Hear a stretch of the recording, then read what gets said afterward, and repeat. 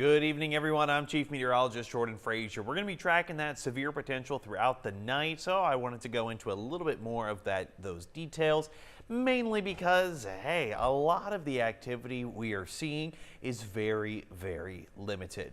So what does that mean? Well, here's the biggest problem with a whole lot of the setup we have going on. It's conditional. You might see something. It could be really strong, could be relatively weak, or you might not see anything. So it's very hard to pinpoint exactly what's going on. But when it comes to current conditions, okay, that's pretty easy. Right now, 84 degrees at Midland International. The look at Odessa, a lot of overcast skies. You have higher humidity, feels like temperatures kind of about the same, but you have that easterly wind. Easterly wind is typically going to bring in a little bit more moisture right off the Gulf, and it helps to increase a lot of that cloud cover. On top of it, it is increasing our severe potential. We now have severe thunderstorm watch. That is staying in effect until 11 o'clock tonight. Yeah, 11 o'clock Central Daylight Time. This is about 300,000 people, and that's not even our entire area. If we go out toward Ozona, out toward San Angelo too, and even out toward Del Rio, add another 100,000 and another 85,000 people. So a lot of people affected by these, so that's why we're keeping an eye on this stuff. Now, it could be very similar to yesterday, where we really don't have these watches last all that long or have any impacts, and then they go away, and then we get more and more of those alerts popping in. We'll see for sure, but here's what I'm really watching on radar. No active severe storms right now, but the storms themselves are decently strong enough. I want to really highlight just south of Interstate 20. We are watching a couple of these storms. Let's go ahead and pause it. Right on top of Crane, as a matter of fact. Here we go. Yeah, Crane getting a couple lightning strikes, some moderate to heavy rainfall. Penwell and Monaghan starting to move into Ector County. Seeing a couple of lightning strikes, but no significant hail with any of this. You move farther south around Fort Stockton. Look at this larger one along Highway 385. This is Interstate 10. Lots of lightning, heavy rainfall, and even some of that small hail potential. I can probably even get something in terms of how much rain is actually going on. It looks like it says precipitation rate 5.63 inches per hour. So very heavy rainfall getting caught off radar. Now, that doesn't mean you're going to see 5 inches of rain. No. It's just going to be, in general, pretty wet out there. So keep your eye on a little bit of that. Zooming on out, nope, wrong button. Zooming out, heading out toward Ira Ann. Little bit, this was a actual severe warning storm for Crockett County. It has since expired, looking at about maybe hail the size of about a nickel or so. Little bit of those wind gusts and a bit of that lightning. You go even farther south, you see this big cluster over top of Marathon. Yikes, what is this? You can barely see anything, so let's go ahead and switch it back over toward, rather than this, not velocity. Looks like my maps were changed a little bit. Not seeing a whole lot on any kind of debris tracker, relative velocity. No, not seeing a ton of activity. And yeah, just going to be some rather large sized hail. We'll be keeping our eye on a little bit of this stuff, of course, as the evening progresses. But moving back over to the regular radar, heading farther south of Marathon, okay, maybe even Big Bend.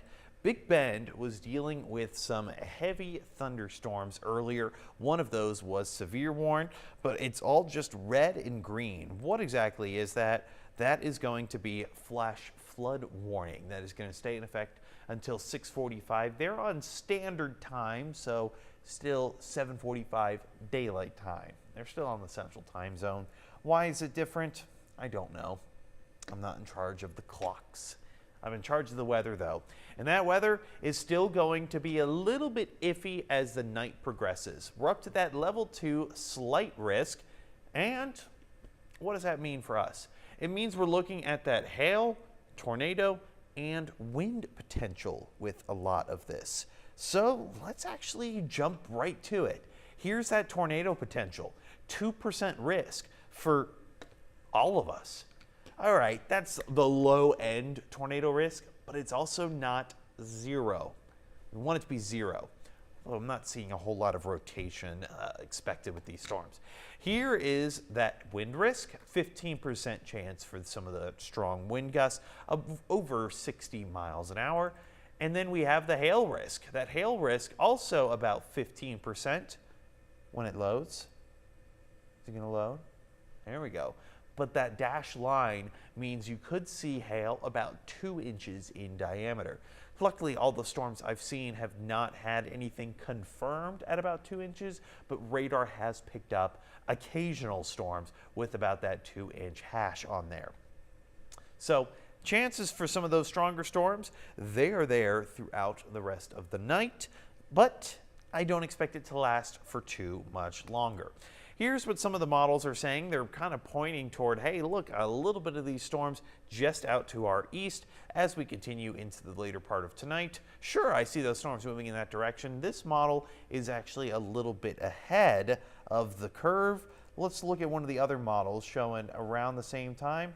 This is a little bit more accurate. This is kind of what we're seeing. The HRRR tends to be a bit more of an aggressive model, but by 10 o'clock it has some of the stuff moving out.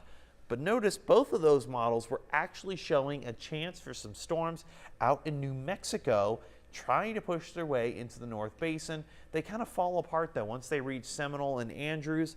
Not too dissimilar to, well, what we saw last night.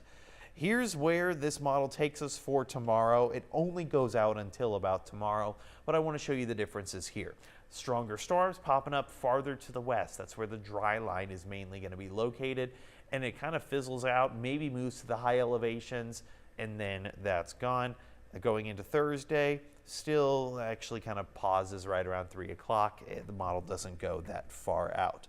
That's why I tend to show a little bit more of the IBM model, which does show a little bit farther out data and tends to be not as aggressive with some of these storms.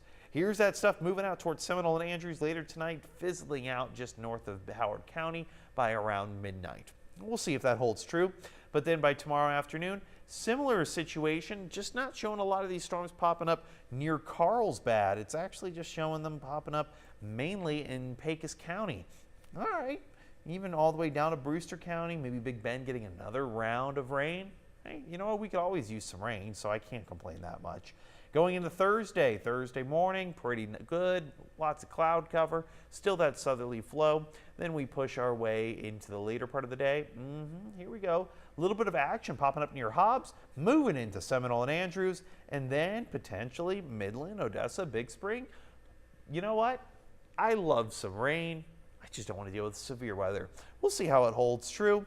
Again, a lot of these models have been kind of rough around the edges lately when it comes to severe risks and, well, if it actually turns out that way.